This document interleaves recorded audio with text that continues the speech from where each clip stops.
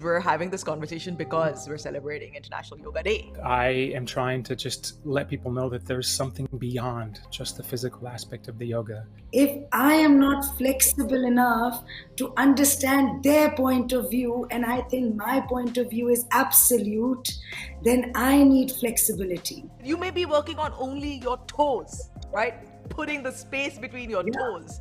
But what you're really working on is right here. Yoga is most definitely, first and foremost, the connection to you, your breath, your mat.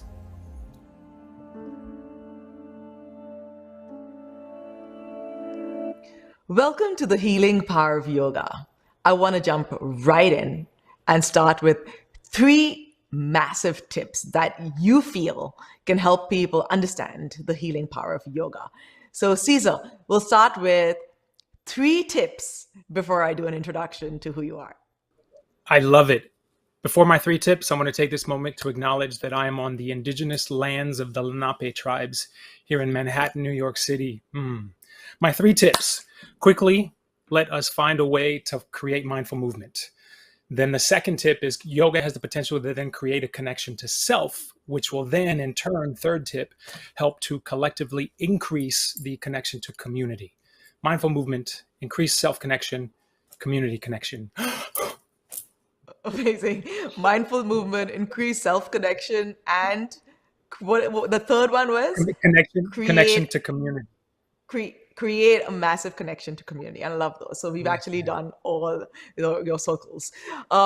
Thank you. That was Ceasar Barajas, a trauma-informed certified yoga instructor, meditation and breathing technique teacher who really specializes in mindful resiliency for trauma recovery and compassion fatigue. And now, Sunaina, before I introduce you, I'd love to hear your 3 tips. I think my 3 tips would be yoga has really helped me with trauma.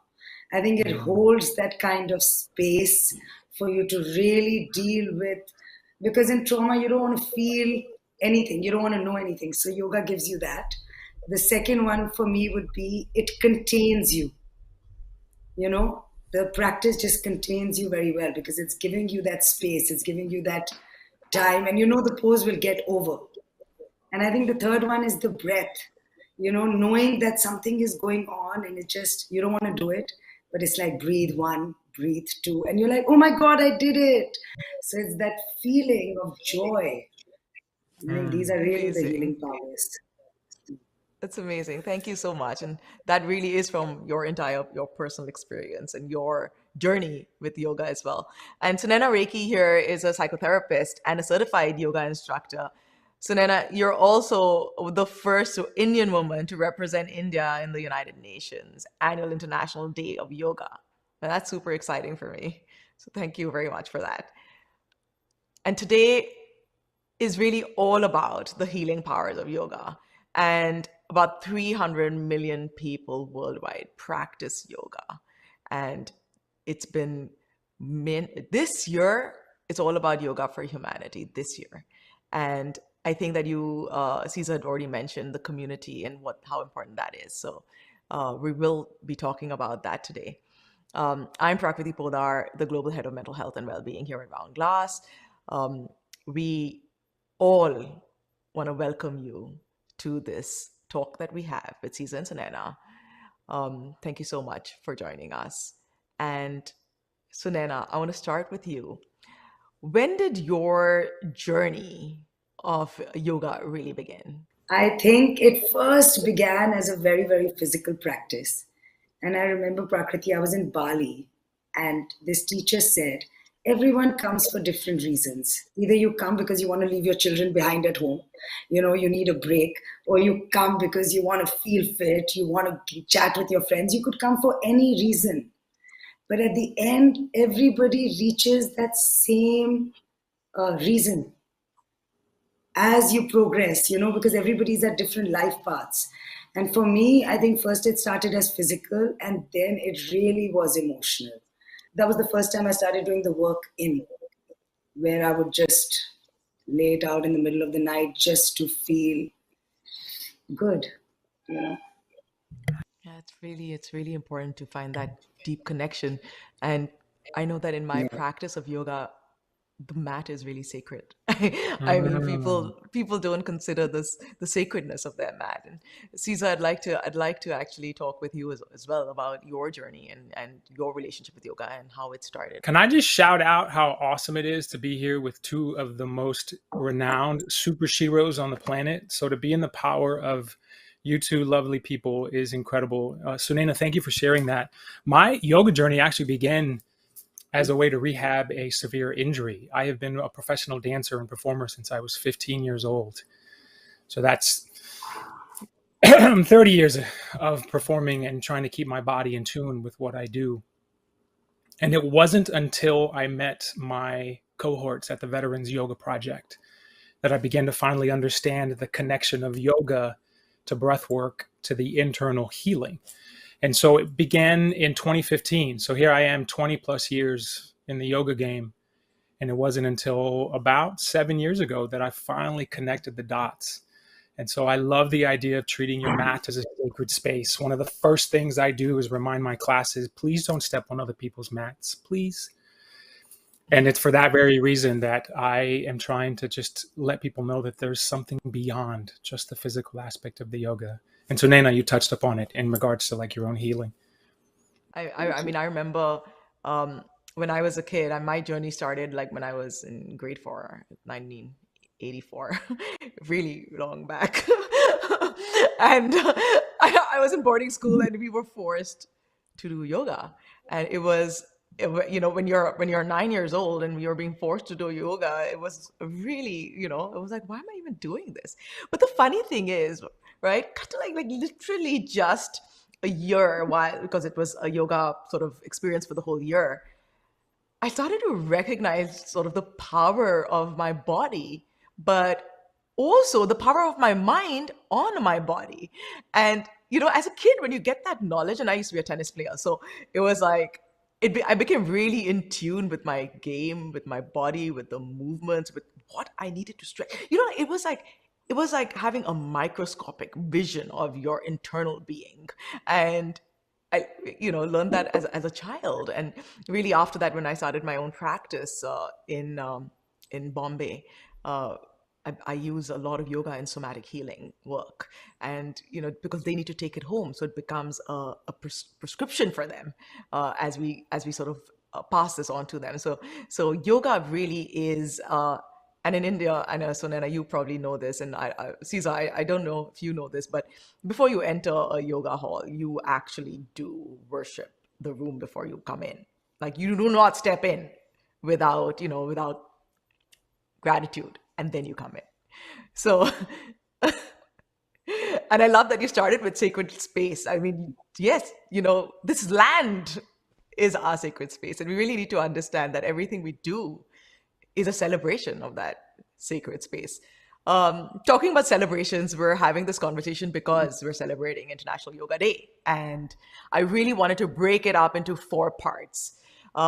Yoga for people is unfortunately, you know, physical exercise, you know, I mean, I feel so bad when people think of it as physical exercise. I mean, it's not really only about flexibility, strength, resilience, and wisdom. It's about all of that, right?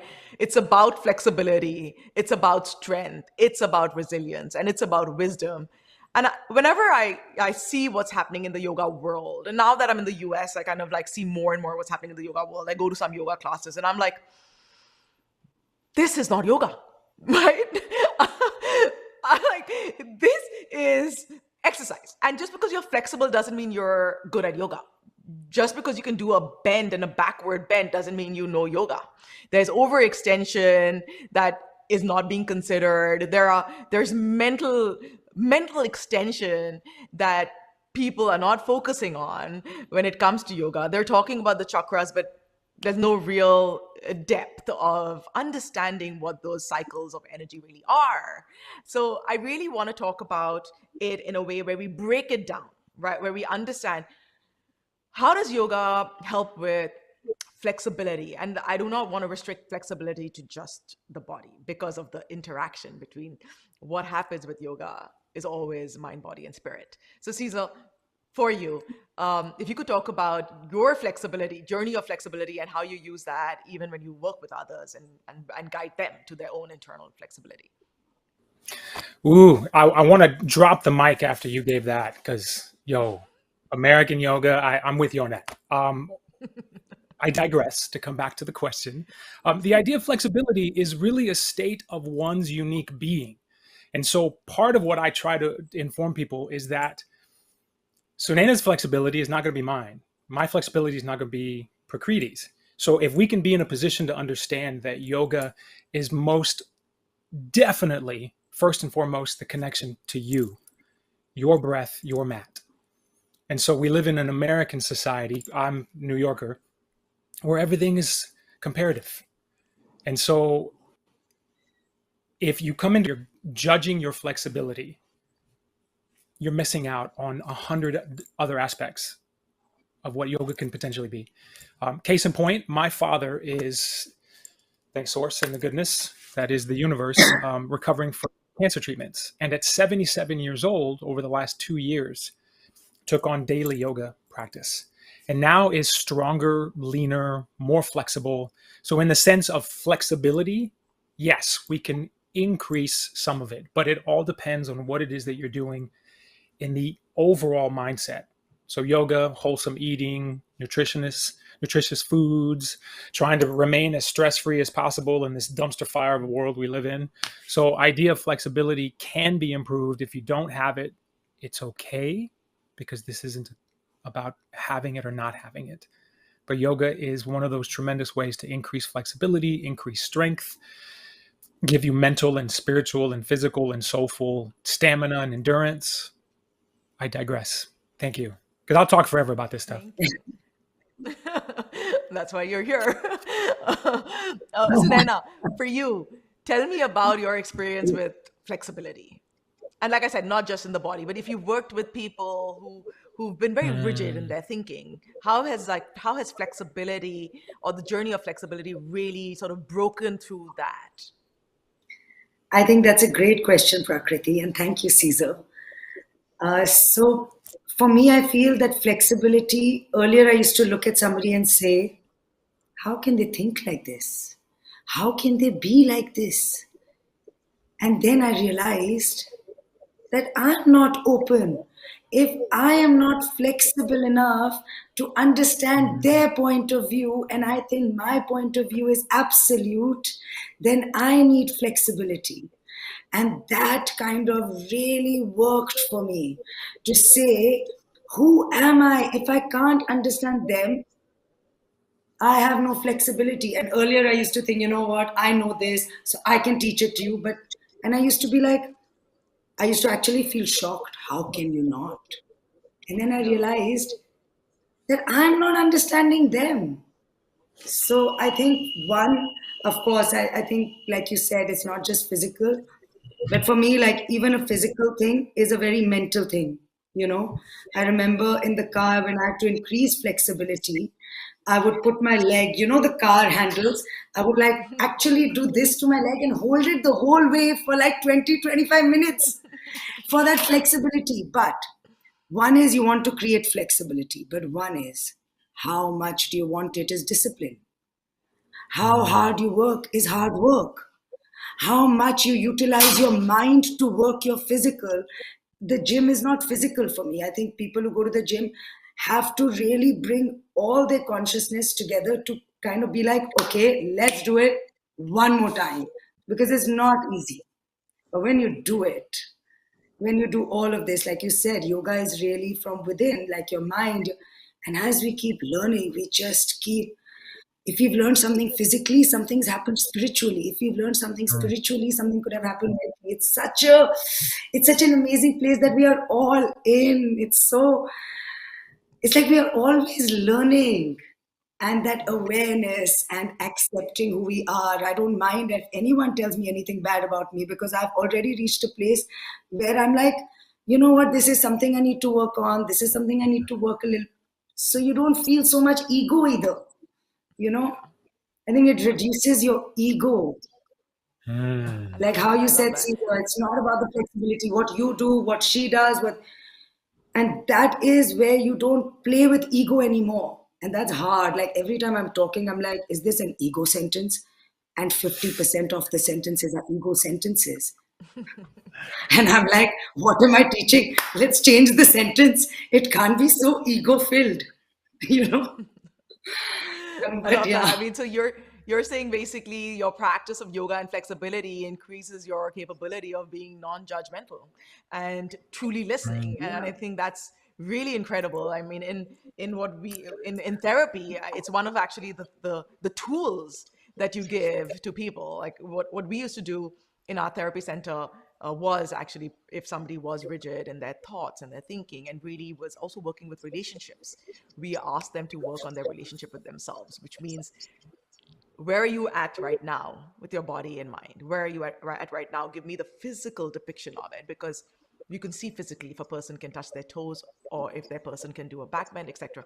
And you get them while they're journaling. I know that journaling is a big part of like therapy, so we do consider that, but we also journal our own metamorphosis as we start using yoga for flexibility and training and conditioning the mind. So I love the fact that both of you have talked about the sort of the functionality as it transcends just the body and moves into the mind. And I think that that is one of the key things when we're talking about yoga and the power to heal, is the fact that you may be working on, and this is really great, by the way, that you may be working on only your toes, right? Putting the space between your yeah, toes. But what you're really working exactly. on is right here, and the It's, connection of yeah. all the stuff that you can make happen if you just focus. So I love that. Thank you so much for that. You have a course, Nana, with Round Glass that really talks about, feeling good in the body. And you start with the feet. You start with those toes. The toes. I think I get it from Kama Sutra in India. I think it all starts with the toes. I think I was like, I'm from India. No, but jokes apart, I really feel it in the toes. It's so much grounding. Like, I think even with Ayurveda and all, it's like I'm always barefoot. I love it. I just love it. Like, and I think I grew up in South Africa, and I remember we used to go to malls and beach. We were always barefoot, even in malls when we were young kids. So bare feet for us was like normal. And I just love that connection with the earth. I love how, because everything's growing out of that yumminess, our hands and our feet, like the extremities. It's um, it's good. And then it goes up. Like I remember if you're having a hip pain, it might not be because you're doing something wrong with the hip. It's because you couldn't be standing right. Either if your toes are here, your alignment is here. If your toes shift a little bit, the whole alignment of your knee, your hip, everything is changing, you know? So it's very important, I think. In yoga, they say, right, the Tadasana. Like I remember when I did a teacher training, I used to be in Tadasana for like 20 minutes with a block between my thighs. You remember this, Prakriti? Have you done this Yeah, yeah, exercise, yeah, I know Caesar? it. That when you externally rotate and you're squeezing the block. And I Yeah, remember like it just created so much energy, like that chi, the yeah, dantian, they say in Qigong. But you yeah. create that much energy in you. It's So it's amazing. So that beautiful. is the strength that we're moving on to. So you've actually graduated us from flexibility to strength. I know, Caesar, you're doing a lot of It's, work with yoga, with strength, and with peer-to-peer support. What does that work really look like? It's actually been my only saving grace.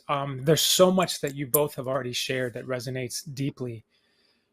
If I may share very briefly, my own personal healing journey is 47 plus years in the making.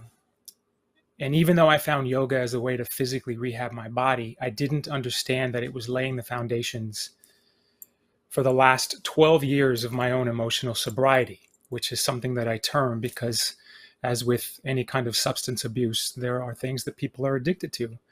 And having grown up in a traumatic way, having been exposed, having been inundated with things that don't feel good, and these are the little t traumas and these are the capital T traumas. The peer-to-peer support stems from my own experiences. And so, Sunaina, hearing you speak of like the connection of feet to the earth, it wasn't until I was sitting with my shaman in Mexico after a Temazcal ceremony and his connection and explanation of feet in conjunction to your journey. And so my peer-to-peer support is mostly done with an organization called the Everyman. And so I am not only a certified men's emotional leadership facilitator, I group facilitate peer-to-peer support, men and women. And we're all gender conforming. I have been an activist and an advocate for the LGBTQIA 2S plus community for 30 plus years. And so yoga is also another way to introduce folks to something that is primarily viewed as female-centered, as white female-centered. And so can we bring peer-to-peer support from someone like me, a cisgendered, heterosexual identifying man who paints his nails, is a ballerina in real life? Can I be in a position to be gender nonconforming? Can I be in a position then to share with people that we do nothing alone?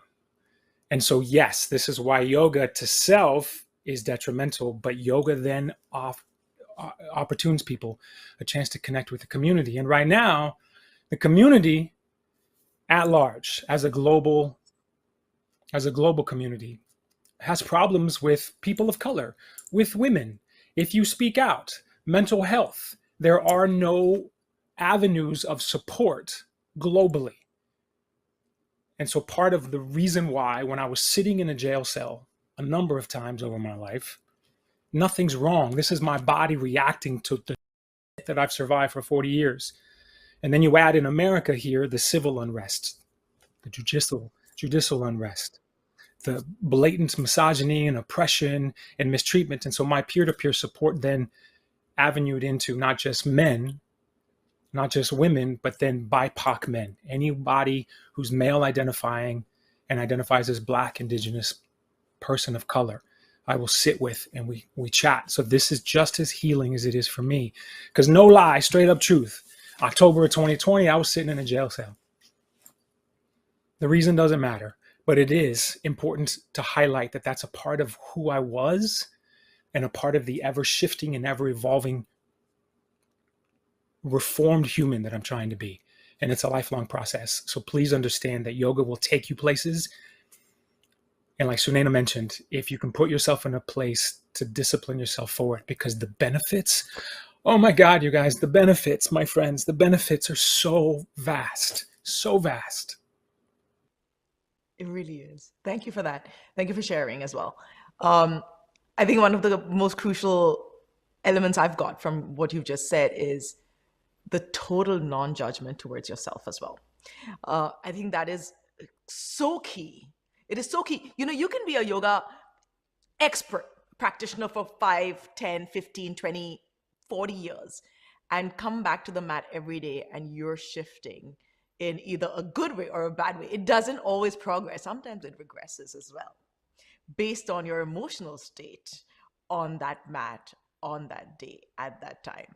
And I know in therapy, you know, whenever we talk about these things, we always say, what is right for you at this moment of your life will come to you. And that is a total non-judgment. I mean, look at nature. We just talked about nature. You talked about, okay, putting your feet on the ground, connecting with earth. It shifts constantly. Change is constant. It shifts constantly. So the more open we are to those changes. And I think somebody told me, oh, I love your name, Prakriti. That seems so, you know, Prakriti means nature. It seems so peaceful. And I'm like, nature peaceful? Like, 1 second. Can you go back and check what nature really means? I mean, tornadoes are part of nature. Tsunamis are part of nature. And of course, the breeze is part of nature. I mean, it's ever changing. And so therefore, when you look at, and something I think we talk about in yoga a lot is learn from nature, learn from the things around you. And that is never constant. So you are in constant motion, growing, backtracking, moving forward. And we have a question here from somebody who's sort of shared their question. It's Tanya, who's a mother of 3. So let's play that and then talk a little bit about that. When I was 19, I was diagnosed with Hodgkin's lymphoma, And the mindfulness of yoga really helped me get through that treatment and that time and period in my life. And now that I'm in my later 40s, how do I get that mindfulness back into kind of like an everyday life, and also incorporate, the physical aspects of yoga, and in putting myself first. I'm not as flexible. I'm not as young and skinny as I once was. And how do I get back into that? And the whole mindfulness of yoga really, truly is something dear to my heart, because that truly is something that helped me at such a fragile time in my life. Any advice for Tonya, guys? Yep, Caesar. I would love to jump in if you don't mind. Tanya, thank you so much for that question. Celebrating you, honoring you as a wonderful human, as a super mom. The idea of mindfulness, my friend, doesn't stem in movement. So please understand, within the yoga realm or the yoga world, for simplicity's sake, the asanas or the movements or the poses like cow pose, cat pose, that's one element of what yoga encompasses. So mindfulness can be as simple as giving yourself a chance to take 2 deep breaths, the deepest, fullest breaths you can possibly take, where the top of the chest rises, rib cage expands, belly inflates. And then you're doing pranayama work. The idea of giving yourself a chance then to step as best as you can, step away from comparing yourself to what was. Comparison is the thief of all joy. So yes, at one point, my friend, you were smaller, you were skinnier. At one point also, you weren't a mom. At one point, you weren't 48, you were 28. All of it, as Prakriti was sharing, shifts. So mindfulness can begin with something as simple as getting up from one end of the couch and moving to the other, because you mindfully moved. As the great theologian, teacher, my mentor, Thich Nhat Hanh speaks to, you can wash the dishes and find mindfulness. So if you want any additional advice, please feel free to reach out to any of us. But that's in its simplest form. Mindfulness doesn't have to include the asana practice of yoga. Hi, Tanya. What's up? Tanya, I think sometimes I feel that the biggest lies we are saying are to ourselves. We are lying. So the moment we start to hear those thoughts, and you can actually face yourself, and this is going to happen a lot, you'll have to keep facing. But when you're able to just face yourself, that acceptance first before awareness. And then, okay, we become aware. We start doing stuff like how Caesar said, it's not in the movement. It's in your life. So I feel that when you want to get into it, you don't even have to think about it. You just have to get into it. Put your mat out, sit on it, and start the practice. It's as simple as that. And when you start, you'll be like, oh my God, I'm so glad that I did it. I didn't regret it. It'll just be that. It's as simple as that, because you're not losing anything. Like how Prakriti said, sometimes you'll gain, but you're mostly coming there to gain. You're getting a gift. Why won't you take it for free? Like, take it. Like, put your mat out, put a class on, go to a class. It's in every moment that we feel good. And you just have to choose, okay, you know what, today I want to dance, like you said, 2 deep breaths. I actually was like, Tanya, do it right now, the 2 deep breaths Caesar's saying, because that breath or that inhalation creates so much joy in us. And that's all it is. It doesn't have to be a full practice. It can be 3 deep breaths, or it can be just inhaling up, and that's mindfulness. I remember just doing one pose for 5 minutes when I used to feel something, and that was my practice for the day. I didn't do anything else. I just stayed in that pose for 5 minutes, but I practiced. I still said, I have practiced today. I have not put whether I'll practice for 20 minutes, 30 minutes. I put those sense of time. So that would also be another thing. Don't put time. Like, you could do something just for a minute, just for 5 minutes, but do it every day. 1 minute, 5 minutes, 30 minutes. It doesn't matter. I So love those.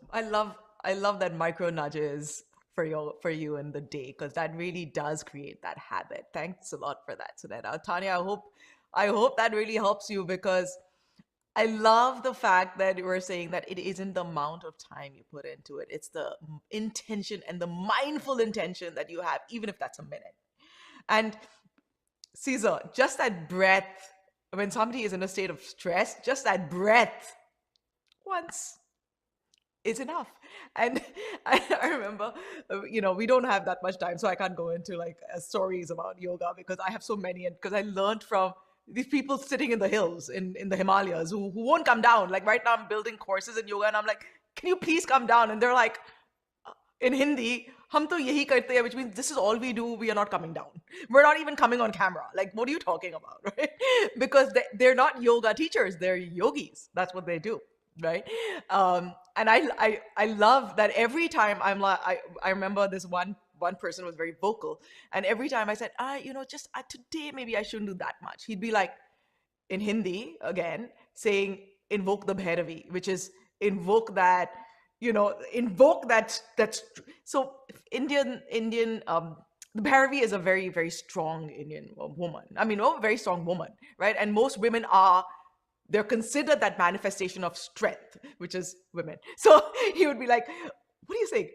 Invoke the Bhairavi. And he'd like, give me like that really like tug, like, oh my God, you have a purpose in life. You cannot be saying that today you don't feel like doing it. Like there was always that reset in my head with, hey, you know what? So when I go to yoga class and it's all very smooth and very quiet and very calm, and I'm like, this is also like inner strength invoking. It doesn't have to be like all like shanti, shanti, shanti, because it depends on what you're going through, right? And if you need that rigor to feel that person that you really are, find those people. We have so many different types of teachers. Both of you are teachers, and we have like, at least even in Roundglass, but across the globe on the internet, so many different types of teachers who you can probably resonate with, and nobody resonates with only one kind of teacher. And there's no correct way.